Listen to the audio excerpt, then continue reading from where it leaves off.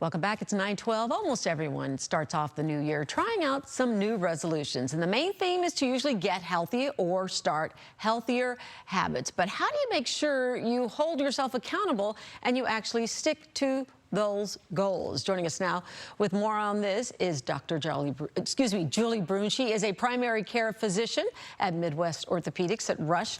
Welcome and Happy New Year. Happy New Year to you. Yeah, it's been a while. When I think of orthopedics, I don't necessarily think of New Year's resolutions, but you're covering the gamut because actually for a lot of people, health is a top priority when it comes to setting resolutions. And you're here to tell us that we can do it, and there's some science behind it to prove that it can happen, right? Absolutely. And I think it's great to spread the news out there that's evidence-based and, you know, show your receipts and show that a lot of these things are not just adages that you say, it's things that really have science behind them. Okay, so let's see. Help us practice what you preach. Where do we begin? If we know we want to say we're going to be healthier in the new year, because that's probably the top 2 resolutions. Sure. You know, how do you begin and how do you make it happen? Yeah.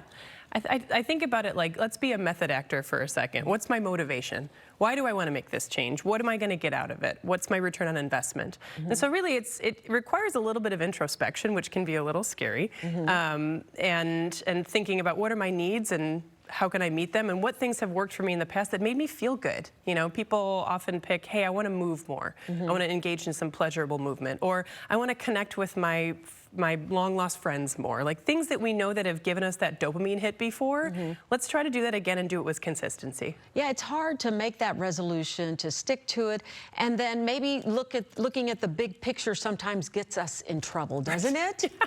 It can be a little overwhelming. I mean, and sometimes too, just understanding what your needs are is hard. I mean, do you write them down? Are you saying, I want to do this by this date, I want to do this by this date? How do you deal with that? Yeah, there's something that's been in the zeitgeist since I think 1981. It was called the SMART technique. Okay. And so it's you're saying that like the time portion of it. So the T is time sensitive. So give yourself an actual deadline like you would at work. You know, that I want to be able to do this much, or I want to show that I've done this much in this amount of time, so that you know that you've kind of made steps to achieve that goal. I love it, the acronym, the SMART approach. We're looking there. So being specific, measurable, what does that mean exactly? Meaning, is it something that I can actually see progress? Because I think as human beings, we like making those goals and making those gains and seeing some difference. And then achievable, I find interesting, because do we sometimes set some things that aren't?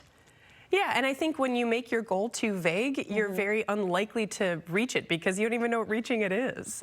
It's just like, I want to sleep better. Okay, well, how do you break that down? Okay, I want to go to sleep at the exact same time every night, because we know that science shows us that that usually gives us more restorative sleep. So break it down to its components. I think, you know, you hear all kinds of ranges of the percentage of people who don't actually make it through the resolutions, everywhere from like 67 to even more. And so this is kind of helping us make sure that we don't fit those statistics. And I like this next one too, which is R, and that's relevant. What does that mean?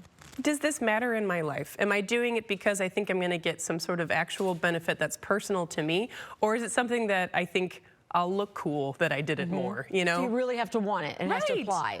Yeah, or else it's something that you're probably going to leave on the cutting room floor. And the last one was T, which stands for? Time sensitive. Yeah, so we exactly. Talked about that one. Okay, what's your New Year's resolution? Oh gosh. The joke is, I'm planning to use more explicit language, but not so much explicit 4-letter words, but more so communicating my needs with people very clearly. I like that. Yeah. Okay. And everyone always likes to have a doctor who's clear on things. Exactly. I've worked with you before. You're awesome. So nice to see you again. You too. We appreciate it. Happy New Year to you, New Year and to good you. luck to all of our resolutions out there. Okay.